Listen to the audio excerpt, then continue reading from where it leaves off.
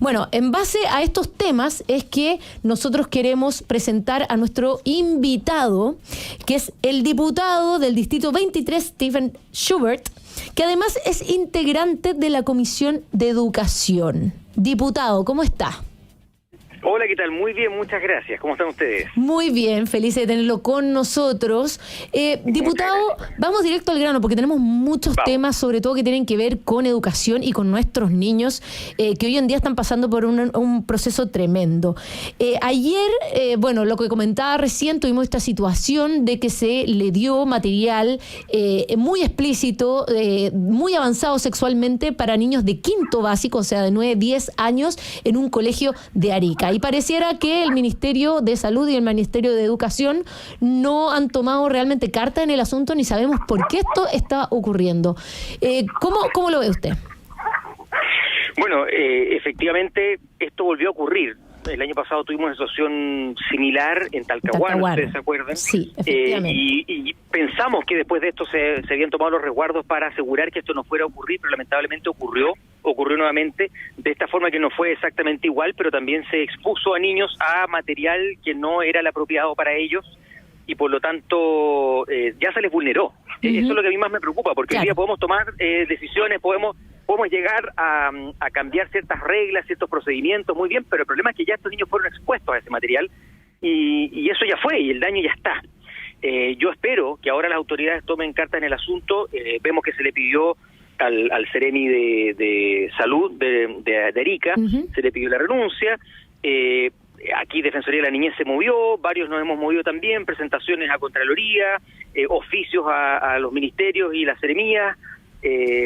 Yo también estaba viendo acciones legales, pero yo no puedo accionar porque no soy el titular de la acción, yo no soy víctima y por lo tanto no puedo hacerlo, pero yo creo que aquí van a haber acciones legales también, porque hay un perjuicio claro y ya un poco anunciado. O sea, ya tuvimos un episodio, como conversábamos recién, y uno esperaba que las medidas se hubieran adoptado. A mí me preocupa tanto por el Ministerio de Salud, porque debieron haber tomado cartas en el asunto y haber sido muy claros respecto de qué información se entregaba y a qué edad, y también del Ministerio de Educación, o sea, quiénes entran y hacer qué cosa. Y el mismo colegio, en último término, los directivos de ese colegio y los profesores que estaban ahí presentes. O sea, si yo veo que llega un material que es inapropiado y tengo a los niños de 8 o 9 años con los ojos abiertos, no entendiendo nada y sintiéndose muy incómodos, creo que tengo el deber de parar y decir, momento, deténgase, aquí se está vulnerando los derechos de los niños, y eso tampoco ocurrió.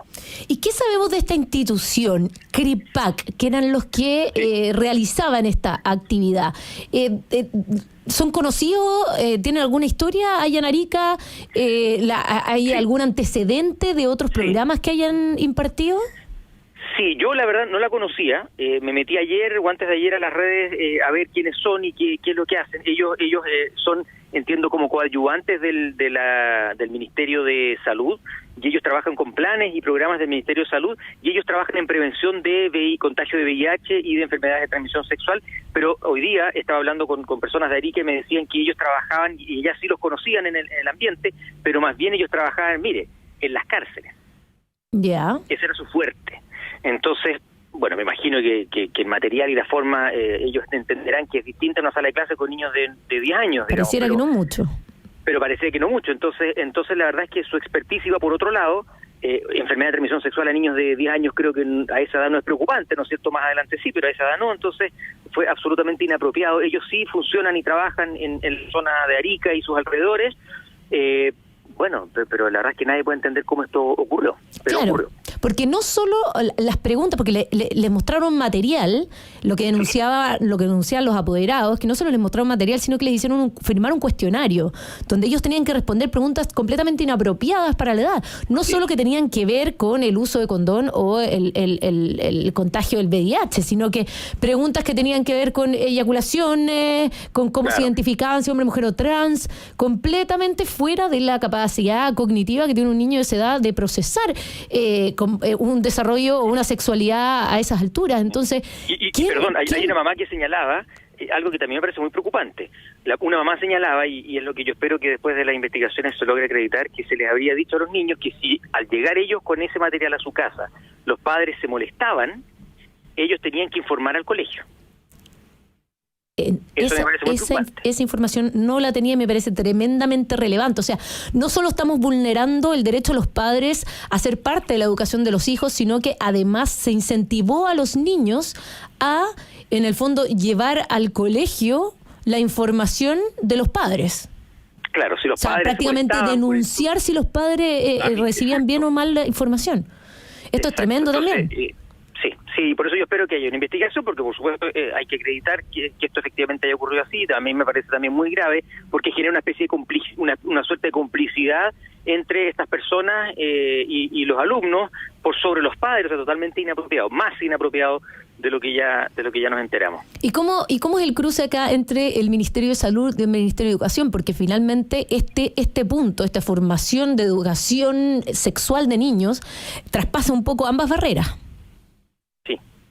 Sí, bueno, ellos suelen trabajar en conjunto. De hecho, en el caso talcahuano, lo que ocurrió fue que fueron del servicio de salud, del CEFAM, digamos, del barrio, fueron a hacer esta... Sí. Bueno, terminaron, no sé, con lo que ya sabemos. El CLAP.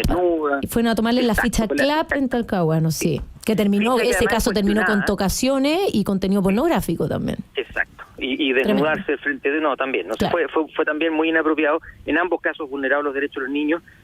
Como dije, Defensoría de la Niñez tomó cartas del asunto al tiro, en este caso ya ofició, ya se movió, está viendo acciones legales, o sea, vemos también ahí una institucionalidad que está respondiendo, y lo que también me gustó fue que de manera transversal tuvieron que repudiar el hecho, y de todos los colores, sectores y sensibilidades dijeron que eso no es apropiado para niños de esa edad, que bueno, porque que nadie empiece a cuestionar, no, que esto no es educación sexual, esto es mostrar imágenes y exponer a niños a situaciones que no corresponde vulnerando sus derechos. Yo creo que eso es algo positivo, si se puede decir, de todo esto, es que fue transversal. Ahora, no sacamos nada con rasgar vestiduras nuevamente y no haber adoptado todas las medidas para impedir que llegáramos de nuevo a esto. Yo espero que no volvamos a tener un episodio como este en 6 meses más, en 3 meses más, y decir, ahora entonces vamos a echar al otro Seremi. O sea, por favor, claro. Aquí tiene que haber instructivos claros de parte tanto del Ministerio de Salud como de parte del Ministerio de Educación, porque usted tiene razón, aquí se entrecruza y es habitual que exista, ¿no es cierto?, chequeo o información de salud en educación,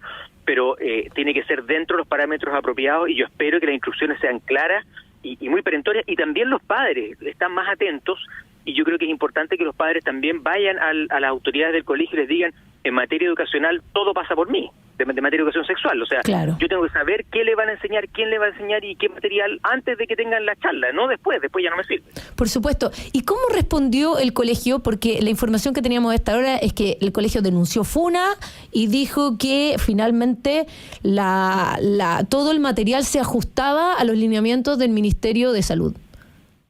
Bueno, es que esta institución trabajaba según los lineamientos del Ministerio de Salud. El tema es que la investigación va a tener que decir si el Ministerio de Salud hacía la distinción en la edad de quién recibía ese material, porque el material puede ser muy apropiado si tú estás hablando con adultos, ¿no es cierto?, que son sexualmente activos, y entonces, claro, cómo prevenir, ¿no es cierto?, contagio, pero si tú estás hablando con niños, el mismo material, exactamente el mismo, es totalmente inapropiado. Entonces, aquí el colegio, efectivamente, por la información que existe, en un principio tuvo una mala reacción, y señala que aquí hay una funa, que aquí hay algunos apoderados que como que le tienen mala y que se quejan, pero resulta que fue transversal el señalar de todos lados que esto es absolutamente inapropiado, y hay, por supuesto, una responsabilidad del profesor que está en la sala y de los directivos que permiten que esta institución entre, porque yo me imagino que ellos tienen que a lo menos haber visto el material antes de que lo exhibieran, aun cuando no conozcan tanto la institución, decir, bueno, usted viene y ¿qué les va a mostrar? No, aquí están los folletos, le vamos a pasar esto, me imagino, o sea, no creo que dejen entrar a cualquiera a hacer cualquier cosa. Bueno, esperamos que la investigación siga avanzando. Estamos conversando con el diputado Stefan Schubert, integrante de la Comisión de Educación. Diputado, lo quiero pasar al tema principal, o que ya lleva varias semanas siendo dramático en torno a la educación, y son las faltas de matrículas. Preguntarle también por qué el diputado Juan Santana del Partido Socialista presentó un proyecto de ley donde solicita que sean los colegios privados los que acojan a los niños sin matrícula, y tanto acogerlos y además financiarles este proceso. ¿Qué opina acerca, de la situación y después de esta misma propuesta de ley? Bueno, la situación es como nos viene ocurriendo en materia educacional. Es una crónica de una muerte anunciada. Cuando se proponen las modificaciones brillantes de la izquierda respecto a cómo intervenir y transformar la educación, los expertos y entendidos les advierten que esa es una mala política y que no va a resultar, sino que va a empeorar la situación. Pero ellos siguen adelante porque son guiados por una ideología, a pesar de toda la muestra de expertos y científica que les dice esto no va a resultar, y después no resulta, y entonces viene a ver cómo lo arreglamos en el camino. El problema es que aquí tenemos niños que están siendo formados pagando el noviciado, digamos, y que después tienen problemas y son procesos tan largos de implementación y luego de modificación y arreglo que se nos pasa una generación completa. Entonces, esto, por ejemplo, del sistema de admisión escolar, de la no selección, tiene sus pros y sus contras, que fueron advertidos oportunamente. Esto de impedir la creación de nuevos colegios particulares subvencionados, porque matamos el sistema de colegios particulares subvencionados. Y eliminar el copago. Exacto, el 67% de los apoderados escoge en Chile un colegio particular subvencionado. Solo un 6% va y puede costear un colegio particular privado y el resto va al servicio público, a la educación pública. Entonces, ¿por qué los padres escogen el particular subvencionado? Porque ellos deciden de su presupuesto incluso hacer un copago en la medida que yo veo que la educación que ellos reciben ahí es muy superior a la que reciben en una escuela pública y por lo tanto opto por eso. Y pongo plata, y veo el resultado, y estoy dispuesto a hacerlo, pero por un tema ideológico le privaron a los padres ese derecho, ¿y qué pasó? Matan la educación particular subvencionada, y resulta que es el gran número de alumnos están en ese sistema, y hoy día tú tienes a los dueños de los particulares subvencionados que están viendo qué hacer, que están viendo cómo cerrar, cómo vender, tienen inversiones tremendas que no pueden recuperar, y quién va a invertir más en circunstancias que ya no hay copago. O sea, mataron, que no puede haber lucro en la educación. Bueno, hoy día hay una pésima educación y ya no hay capacidad. ¿Y ya qué es lo que pasa? No tenemos matrícula. Por otro lado, tenemos este sistema de admisión escolar que se dijo que iba a ser pésimo, que no iba a servir. Bueno, no sirvió, y ahora ¿qué pasa? Los niños, me queda un hijo en la punta de la ciudad, claro, y el otro le dan cupo en la otra punta de la ciudad y al otro no le dan cupo. Entonces, ¿qué hago? Me lo llevo para la casa, y después el ministerio, asustado y preocupado, ¿por qué tanta deserción? Porque están empujando a los niños a que salgan del sistema educacional, porque no tengo opción, porque no tengo cupo, porque cuando tengo cupo no tienen seguridad, porque cuando van a clase les enseñan como acabamos de ver en Arica, y entonces al final, ¿sabe qué más? Yo resguardo a mi hijo y lo dejo en la casa. Sí, es realmente tremenda la situación, y la verdad es que, claro, se advirtió por múltiples vías que era un problema la implementación de este nuevo sistema de educación, y estamos viendo las consecuencias años después. Ahora, existe una urgencia de realizar una nueva reforma. Sí. Porque no se puede seguir en esta situación. ¿Cómo al menos las distintas bancadas o los parlamentarios están viendo esta situación para poder resolverla lo más rápido posible? Mire, ¿sabe qué? Yo la impresión que tengo, estando ahora en la comisión ya tercer año de la Comisión de Educación, es que expertos tenemos hartos. Tenemos harta gente bien intencionada, muy preparada, algunos que efectivamente tienen un sesgo ideológico que van a confirmarlo con su doctrina, pero otros que de verdad aportan. Pero el problema es que me da la impresión que esos expertos no llegan al proceso de formación de leyes o no llegan a los que están generando aquí, es decir, el Ministerio de Educación. Usted sabe que para transformar el sistema, los parlamentarios no tenemos la facultad de presentar un proyecto de ley que cree un nuevo sistema y cambie. No, claro. Eso lo tiene que hacer solo el Ejecutivo. Entonces tiene que ser en conjunto. Y para eso tiene que haber disposición del Ejecutivo y de los parlamentarios de hacer estos cambios. Fíjese que si usted mira en educación, prácticamente en cada área de la educación lo tenemos en crisis. El financiamiento, el sistema de admisión, los cupos, la escasez de docentes, la evaluación docente, la seguridad al interior, el consumo de drogas, o sea, infraestructura, o sea, nómbreme algo y está en crisis y funcionando mal. Entonces, piense usted que cambiar el sistema de admisión se demoró entre 8 y 12 años de discusión.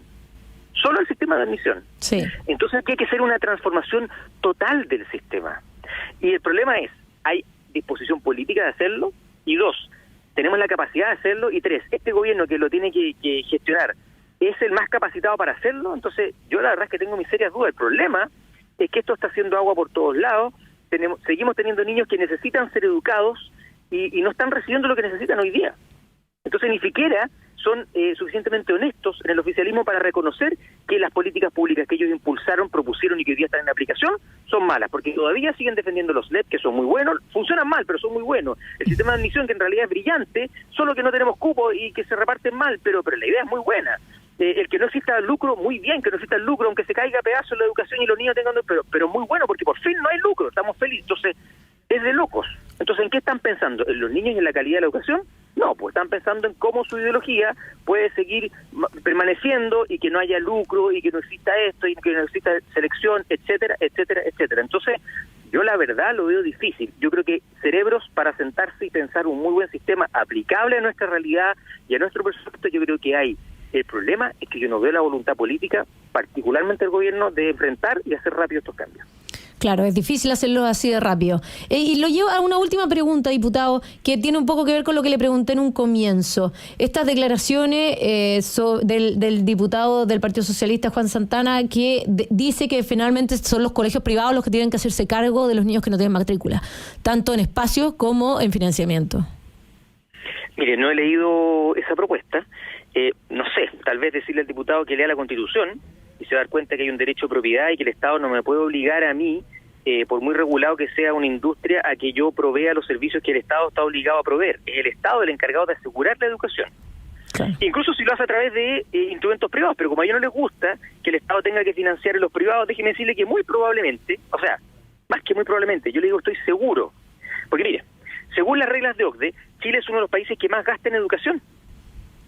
Pero algo pasa, que gastamos más que países que tienen un ranking educacional excelente. ¿Qué ocurre? Que esa plata se va al sistema público y se diluye, y al final al alumno le quedan 3 chauchas de todo lo que usted invirtió. Y se va en toda esta estructura, todos estos asesores, toda esta gente, y al final no llega. Entonces, plata hay. Si nosotros invirtiéramos menos por alumno en un sistema, por ejemplo, privado, el famoso voucher tan vapuleado, déjeme decirle que probablemente va a recibir mucho mejor educación. El problema es ideológico. Claro. Implicaría que plata del Estado llegue al bolsillo de un sucio empresario que quiere lucrar con la educación. De paso le va a dar una muy buena educación a este niño. Pero no me interesa eso. Me interesa que esa persona no llegue a ganar un solo peso al Estado con educación. Eso es pura ideología. Entonces lo que plantea el diputado, que no he leído un detalle, pero lo que usted me dice, está totalmente en contra de la Constitución, estaría en contra de la lógica. No entiendo cómo se le ocurre una idea como esa. Creo que tendría que desarrollarla muy bien y explicarla, porque la verdad es que me parece como bien extraño. Y él es una persona bien inteligente, así que me extraña que haga un planteamiento así. Yo creo que tal vez estamos entendiendo mal. Muy bien, muchas gracias, diputado. Le agradezco mucho la participación aquí en Llegó la Hora. Y bueno, efectivamente son temas muy urgentes que hay que hablar. Nosotros nos vamos a ir a una pausa y le agradecemos y despedimos del programa.